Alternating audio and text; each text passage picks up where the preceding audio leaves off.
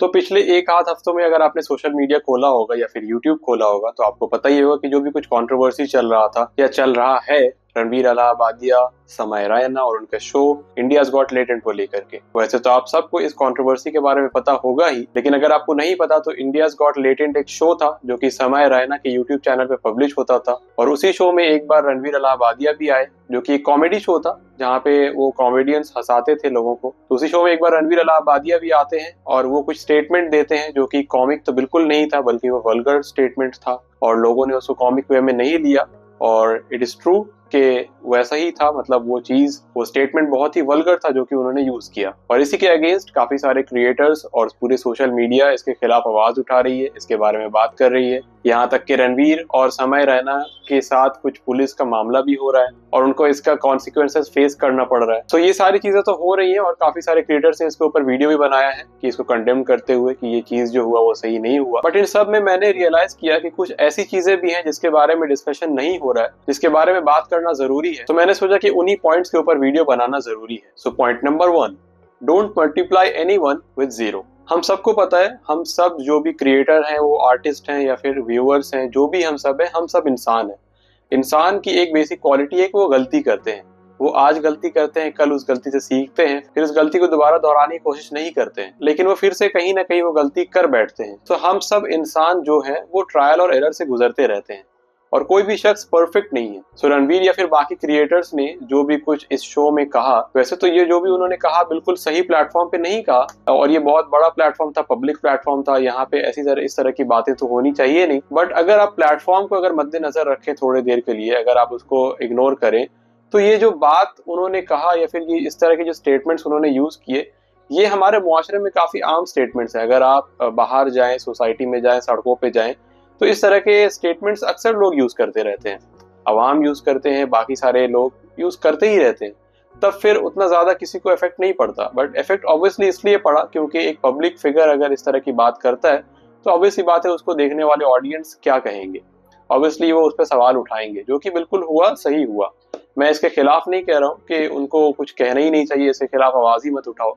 जो भी कुछ हो रहा है that's absolutely a good thing. हमें किसी भी इस तरह की चीजों के खिलाफ आवाज उठाना चाहिए, इसके बारे में बात करना चाहिए, इसको गलत कहना चाहिए। बट मैं देख रहा हूँ कि ऑडियंस और बाकी सारे क्रिएटर्स का एक ऐसा रवैया है कि वो उन इंडिविजुअल्स को, रणवीर और समय जो भी हैं, उनको जीरो से मल्टीप्लाई कर रहे हैं। ऐसा कह रहे हैं कि उन्होंने और कुछ किया ही नहीं, वो ऐसे इतने बुरे हैं, ये है वो है। हालांकि अगर आप देखें, अगर रणवीर के बारे में मैं, क्योंकि उसकी काफी सारे वीडियोस देखता हूँ, पॉडकास्ट देखता हूँ, काफी कुछ मुझे सीखने को भी मिलता है वहां से।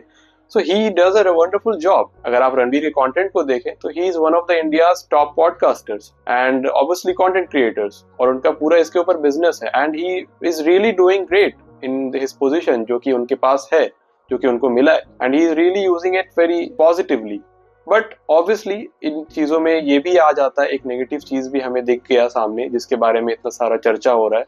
जो कि ऑब्वियस है चर्चा होना। बट इसका मतलब ये नहीं है कि हम उनके बाकी कामों को नजरअंदाज कर दें।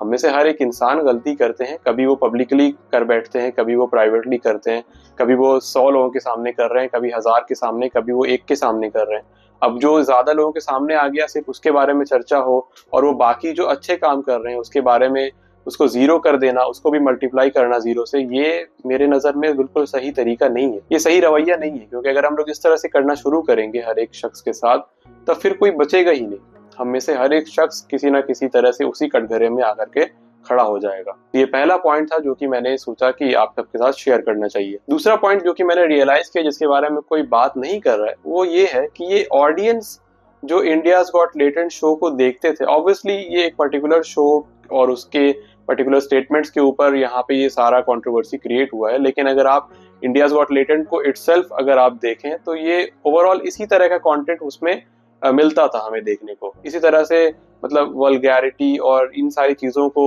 यूज करके लोगों को हंसाया जाता था, जो कि नहीं करना चाहिए। और ये जो शो के क्रिएटर है समय रैना, उनको ये पता था कि ऑब्वियसली सारे ही कंटेंट सिमिलर हैं उसी सेम चीज से, इसीलिए उन्होंने अपने पूरे शो को यूट्यूब से हटा दिया। अभी वो आपको नहीं मिलेगा, अगर आप यूट्यूब के चैनल पे उनके जाएंगे तो आपको इंडियाज गॉट टैलेंट का शो कोई भी देखने को नहीं मिलेगा, क्योंकि उन्होंने रिमूव कर दिया। तो उन्होंने रिमूव इसीलिए किया क्योंकि उनको पता था कि ये सारा ही कंटेंट कहीं ना कहीं जाकर के उनके खिलाफ यूज हो सकता है और ये कहीं ना कहीं एक ही कैटेगरी में फॉल करता है, that's why he removed it. Now मेरा यहाँ पे पॉइंट ये है कि जो भी ऑडियंस इस शो को देख रहे थे, जहां तक कि मैंने एक दो अगर शो मतलब उनका व्यूज अगर मैंने चेक किया था जब वो अवेलेबल था, तो मैंने देखा था अराउंड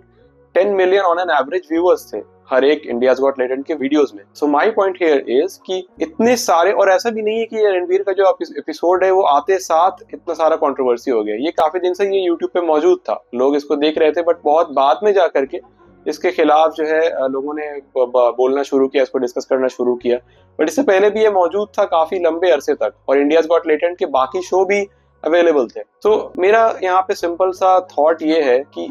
ये कौन व्यूअर्स थे जो कि मतलब 10 million is a huge number obviously, तो 10 मिलियन व्यूअर्स ये कौन व्यूअर्स हैं जो कि इस तरह के शो को पसंद करते थे? क्योंकि ऑब्वियसली देखिए eight the end of the day अगर आप किसी भी क्रिएटर के वीडियोस को पसंद नहीं करेंगे, उसको देखेंगे नहीं रेगुलरली, और अगर उसको लाइक नहीं करेंगे, उसको अप्रिशिएट नहीं करेंगे, कमेंट्स नहीं करेंगे, तो उस क्रिएटर को पता चल जाएगा कि भाई ऑडियंस को ये चीजें नहीं पसंद है, तो कहीं ना कहीं एक टाइम के बाद वो बंद कर देगा उस चीज को बनाना, फिर वो कुछ और ट्राई करेगा। मैं एज अ क्रिएटर इस चीज को जानता हूँ, I am making videos on this channel for a very long time, और मोस्ट ऑफ द वीडियोज ऐसे होते हैं जो कि आम ऑडियंस उसको नहीं देखना चाहती, उनको थोड़ा बोरिंग लगता है, but that's absolutely fine, it's their choice. So मैं भी उससे थोड़ा बहुत मोटिवेट होता हूँ कि मैं फिर किस तरह की वीडियोस बनाऊं जो कि ऑडियंस को पसंद आए। तो whole process goes like that. So obviously जो भी कुछ उन क्रिएटर्स ने किया उसको तो हमने उसके बारे में सारे लोग चर्चा कर रहे हैं, और जो भी कुछ वो कह रहे हैं बिल्कुल सही कह रहे हैं, आई एग्री विद देम। मैं कोई उनके सपोर्ट में नहीं कह रहा हूँ कि उनको उनके खिलाफ कुछ बोलो ही मत, बट द थिंग इज कि ये जो ऑडियंस देख रही थी ये कौन सी ऑडियंस थी? मतलब आप अगर थोड़े देर के लिए चलें, 10 मिलियन में से आप मान ले 10-20% आप अगर ऐसे ही रिमूव भी कर दें, फिर भी 8 मिलियन ऑडियंस, ये कौन ऑडियंस हैं जो कि इस तरह के कंटेंट को देखते थे और इसको पसंद भी करते थे, और पसंद करते थे तो इसीलिए वो रेगुलरली उसको व्यू करते थे, और फिर उसके जरिए फिर जो क्रिएटर है वो भी उस चीज को बनाते थे। तो मेरा ये सिंपल सा यहाँ पे थॉट है कि सिर्फ क्रिएटर को ब्लेम करना और ऑडियंस को कोई ब्लेम ही ना करना कि ऑडियंस की यहाँ पे कोई गलती ही नहीं है और क्रिएटर की सारी गलती है, ये बिल्कुल से गलत है। It all comes to the audience at the end of the day. चाहे आप मूवी बना रहे हो, चाहे आप कोई यूट्यूब पे वीडियो बना रहे हो, वो आपके ऑडियंस पे डिपेंड करता है। आपकी ऑडियंस जैसी है वो वैसी कंटेंट जैसी देखेगी, वही आप कंटेंट अल्टीमेटली बनाएंगे, क्योंकि ये सारा प्रोसेस ऐसे ही चलता है, एल्गोरिदम ऐसे ही चलता है।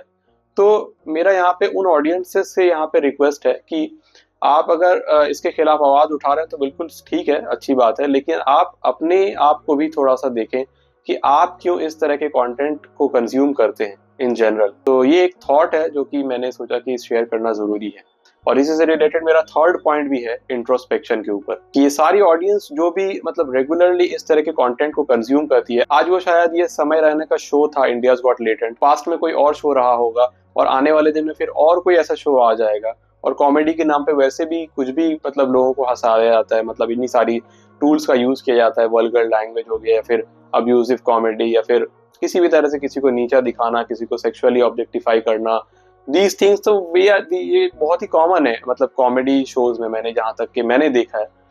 आई मे बी रॉन्ग बट मैंने तो यही देखा है। तो इन सब चीजों को देखने के बाद रियलाइज ये होता है कि ऑडियंस या फिर जो क्रिएटर्स है इंक्लूडिंग देम ऑल्सो, हम सबको एटलीस्ट इंट्रोस्पेक्शन करना चाहिए अपना, कि हम किस दिशा में जा रहे हैं एज एन ऑडियंस या फिर एज ए क्रिएटर, हम किस ओर जा रहे हैं, हमारा अक्सर वक्त कहाँ गुजरता है। हम सारे दिन रील स्क्रॉल करते रहते हैं, हम सारे दिन जो है मॉडल्स देखते रहते हैं, हम सारे दिन क्या क्या करते रहते हैं फजूल के कामों में, गेम खेलने में, दीज थिंग्स हम एक्चुअली जा कहाँ रहे हैं, एज अ नेशन हम कहाँ जा रहे हैं, इंडिया कहाँ पे प्रोग्रेस कर रहा है, ये सारी चीजें हमारे मद्देनजर नहीं है। और इसके खिलाफ इन चीजों के ऊपर बहुत ही कम लोग मैं देखता हूँ कि बात करते हैं, ये अक्सर लोग बात नहीं करते। तो जो भी कुछ हुआ ये कंट्रोवर्सी सारा कुछ जो है बिल्कुल ठीक है, लीगली तौर पर हर कुछ एक्शन उनके खिलाफ लेना चाहिए और इसके खिलाफ भी बोलना चाहिए, बट ये कब तक चलेगा? आज आप 10 और इश्यूज इंडिया में चल रहे हैं तो उनको इग्नोर करके आप इसको हाईलाइटेड तौर पर देख रहे हैं, इसके पीछे इंडिया में काफी कुछ ऐसा हो रहा है जिसके न्यूज को आप तक पहुंचाया नहीं जा रहा है, तो उसके खिलाफ उसको आप जान ही नहीं पाएंगे, क्योंकि सबको इसी एक न्यूज में मतलब उनको दिखाया जा रहा है कि यही चल रहा है जो कुछ चल रहा है, पीछे बैकग्राउंड में और भी क्या चीजें हो रही हैं वो हमें नहीं दिखाया जाता। ऑब्वियसली ये मीडिया का सारा खेल है, गोदी मीडिया, दिस एंड दैट, वो सारी चीजें तो है ही, बट ये पॉइंट मेरा ये था कहने का कि हम सबको अपना इंट्रोस्पेक्शन करना चाहिए कि हम एज एन ऑडियंस हो या एज अ क्रिएटर हो, हम कैसे किन कंटेंट को कंज्यूम करते हैं, किन कंटेंट को बनाते हैं, और एक्चुअली हम सोसाइटी में या फिर एज अ व्यूअर को हम उससे कुछ बेनिफिट दे रहे हैं या नहीं दे रहे हैं। अगर नहीं दे रहे हैं तो फिर हम क्यों नहीं दे रहे। और ऑब्वियसली जहाँ जितना यहाँ पे मैं तो मानता हूँ कि जितना एक क्रिएटर का रोल होता है सोसाइटी में या एक आर्टिस्ट का रोल होता है, उतना ही रोल एक ऑडियंस का भी होता है। क्योंकि मैंने जैसा कहा कि at the end of the day audience ही है जो कि एक अच्छे पीस ऑफ आर्ट को, अच्छे पीस ऑफ कंटेंट को प्रमोट भी कर सकती है या फिर उस कंटेंट को डिग्रेड भी कर सकती है, उसको रिजेक्ट भी कर सकती है। So at the end of the day it all comes to us कि हम खुद क्या स्टेप ले रहे हैं किसी भी सिचुएशन में। जो भी कुछ कंट्रोवर्सी चल रहा है, जो भी कुछ एक्शन लिया जा रहा है, वो सारा अपना जगह रहे, लेकिन हम एज एन इंडिविजुअल, आप और मैं, हम लोग क्या कर सकते हैं अपने आप को बेटर बनाने के लिए, अपने आप की इस्लाह, अपने आप को हम किस तरह से एक बेटर ह्यूमन बीइंग बना सकते हैं। और जो भी कुछ हुआ ये पब्लिकली हुआ, इसलिए इतना ज़्यादा इसके बारे में शोर हो रहा है, लेकिन अगर आप सोसाइटी में देखें तो ये सारी चीज़ें बहुत ही कॉमन है। तो ये कॉमन क्यों है, हम इसके ऊपर एक्चुअली में काम क्यों नहीं कर रहे हैं? तो ये आई थिंक ह्यूमैनिटी का सबसे बड़े मसलों, सबसे बड़े प्रॉब्लम्स में से एक है। अभी ह्यूमन बिहेवियर के ऊपर हमें काम करने की काफ़ी ज़्यादा ज़रूरत है। तो अगर आप वीडियो को लास्ट तक देख रहे हैं तो मैं आपसे यही रिक्वेस्ट करूंगा, और मैं खुद के लिए भी ये चीज़ कहूँगा कि हमें चाहिए कि हम अपने आप को दिन ब दिन एक बेटर ह्यूमन बीइंग बनाएं, अपने आप को प्रोडक्टिव बनाएं, अपने आप को सक्सेसफुल बनाने की कोशिश करें, ना कि इन फजूल किस्म के कंटेंट को कंज्यूम करें, ना ही इनको प्रमोट करें, और ना ही कुछ भी ऐसा जब भी कुछ हो तो हम उसके खिलाफ ऐसे ही आवाज़ उठाते रहें। Thank you for watching this video. अगर आपको वीडियो पसंद आया हो तो बाकी सारे वीडियोस भी आप चैनल पे देख सकते हैं। मैं ऐसे रिलेटेड थोड़े बहुत वीडियोस बनाता हूँ, और अगर आपको मेरे वीडियोस पसंद आते हैं तो आप चैनल को ज़रूर से सब्सक्राइब करिएगा। अंटिल नेक्स्ट टाइम, अस्सलामु अलैकुम।